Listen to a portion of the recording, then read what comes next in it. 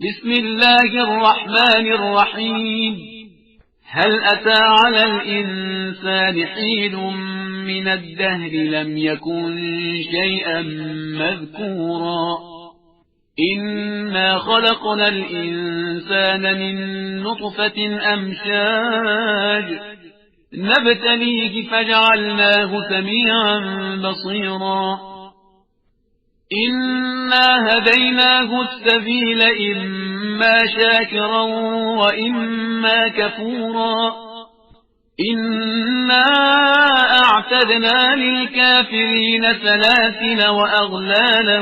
وسعيرا إن الأبرار يشربون من كأس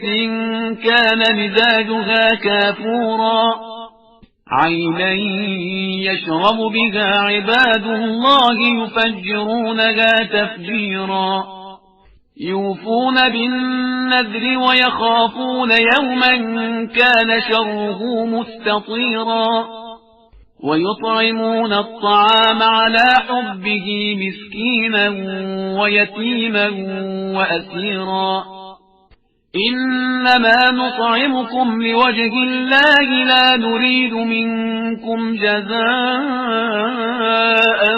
ولا شكورا إنا نخاف من ربنا يوما عبوسا قمطريرا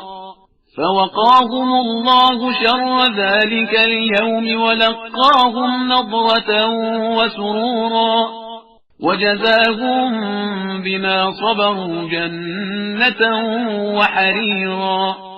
متكئين فيها على الأرائك لا يرون فيها شمسا ولا زمهريرا ودانية عليهم ظلالها وذللت قطوفها تذليلا ويطاف عليهم بآنية من فضة وأكواب كانت قوارير من فضة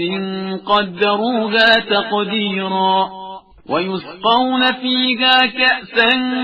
كان مزاجها زنجبيلا عينا فيها تسمى سلسبيلا ويطوف عليهم ولدان مخلدون إذا رأيتهم حسبتهم لؤلؤا منثورا وإذا رأيت ثم رأيت نعيما وملكا كبيرا عاليهم ثياب سندس خضر وإستبرق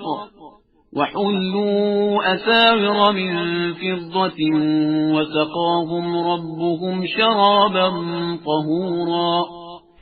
إن هذا كان لكم جزاء وكان سعيكم مشكورا إنا نحن نزلنا عليك القرآن تنزيلا فاصبر لحكم ربك ولا تطع منهم آثما أو كفورا واذكر اسم ربك بكرة وأصيلا ومن الليل فاسجد له وسبحه ليلا طويلا إن هؤلاء يحبون العاجلة ويذرون وراءهم يوما ثقيلا نحن خلقناهم وشددنا أسرهم وإذا شئنا بدلنا أمثالهم تبديلا إن هذه تذكرة فمن شاء اتخذ إلى ربه سبيلا وما تشاءون إلا